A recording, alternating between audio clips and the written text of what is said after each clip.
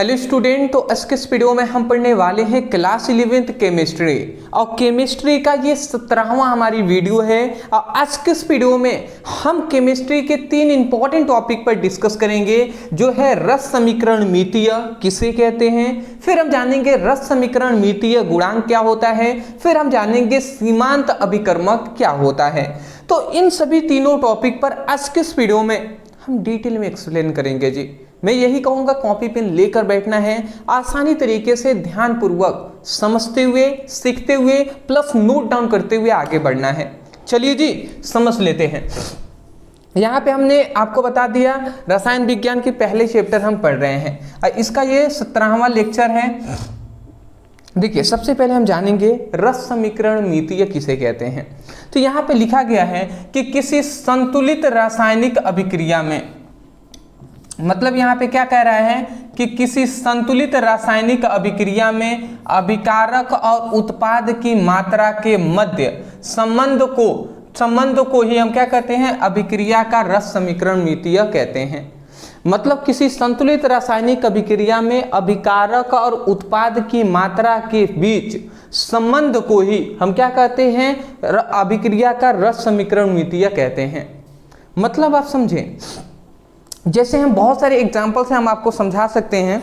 जैसे यहाँ पे मतलब हाइड्रोजन हमने ले लिया और यहाँ पे 3 मात्रा में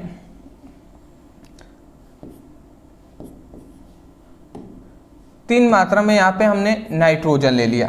हाइड्रोजन और नाइट्रोजन हम यहाँ पे ले लेते हैं NH3। तो यहाँ पे इस तरीके से नहीं,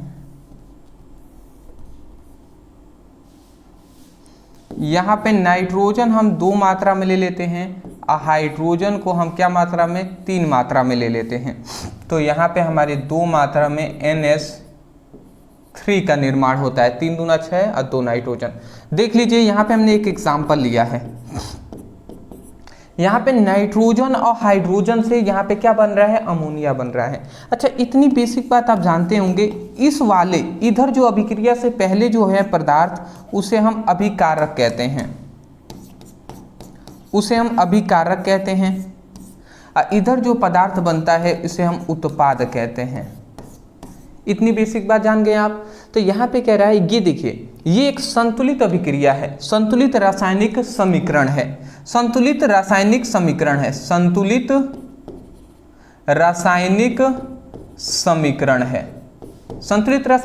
है कि नहीं। देखिए 2 नाइट्रोजन है तो इधर भी 2 नाइट्रोजन, इधर 3 दूना 6 हाइड्रोजन है तो इधर भी देखेंगे 3 दूना 6 हाइड्रोजन है। तो ये संतुलित रासायनिक समीकरण है।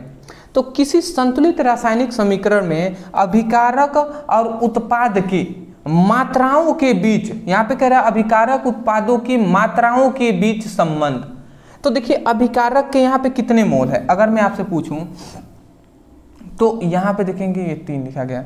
देखिए अभिकारक यहाँ पे कुछ नहीं है तो 1 है कि नहीं, 1 नाइट्रोजन के अणु है, तो इसका मतलब 1 मोल यहाँ पे नाइट्रोजन है। यहाँ पे कितने मोल हैं जी, तो यहाँ पे अगर मैं स्पष्ट रूप से कहूँ, यहाँ पे 1 मोल क्या है, नाइट्रोजन, यहाँ पे 3 मोल हाइड्रोजन के अणु हैं और यहाँ पे 2 मोल अमोनिया के अणु हैं। यही ना है जी।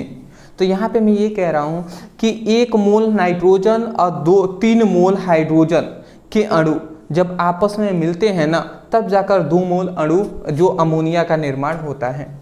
तो यहाँ पे केवल ये मात्रा हमें बताना है कि किसी संतुलित रासायनिक समीकरण में अभिकारक और उत्पाद के मात्राओं के बीच संबंध बताने वाला, मतलब मात्राओं के बीच जो संबंध होता है ना, इसी संबंध को हम रस समीकरण मितीय कहते हैं।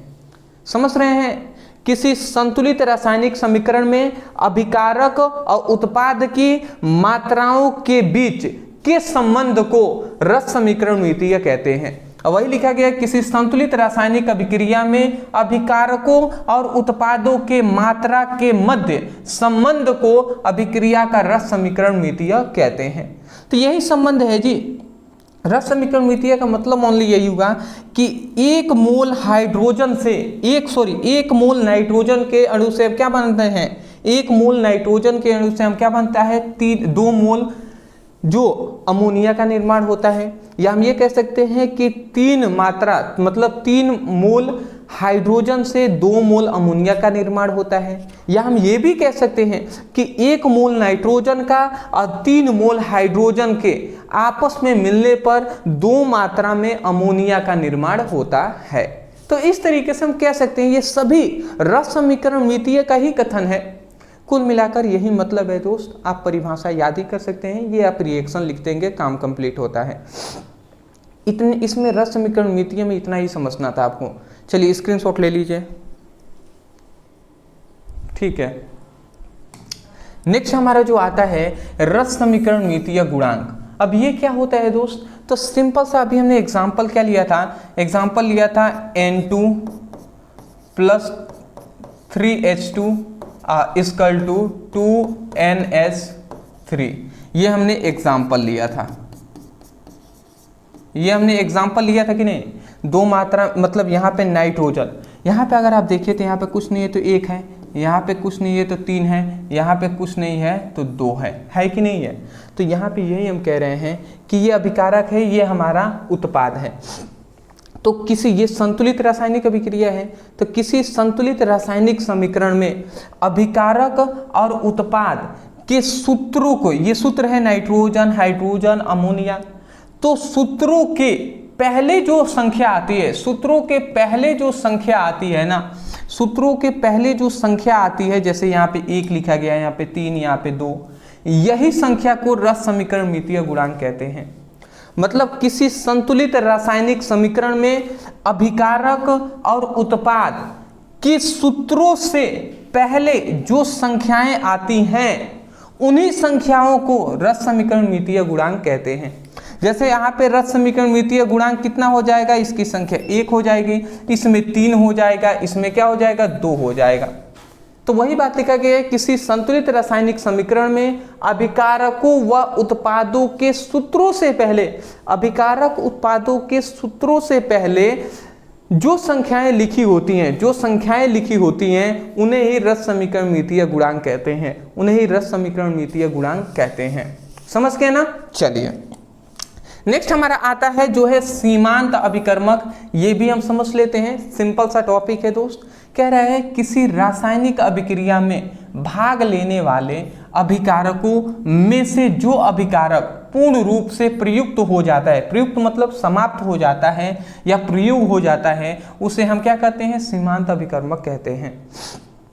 मतलब यहाँ पे सिंपल सा मतलब ये कहा गया कि मान लेते हैं, आप समझिएगा एग्जांपल से, मान लेते हैं आप दाल और प्लस चावल आप खाने बैठे हुए हैं और दाल चावल खा रहे हैं आप सपोज डेट मान लेते हैं ये दाल खत्म हो गया, दाल खत्म हो गया, तो आप क्या होगा, आप खाना क्या कर देंगे, खाना जो खा रहे हैं खाना क्या कर देंगे, बंद कर देंगे कि नहीं।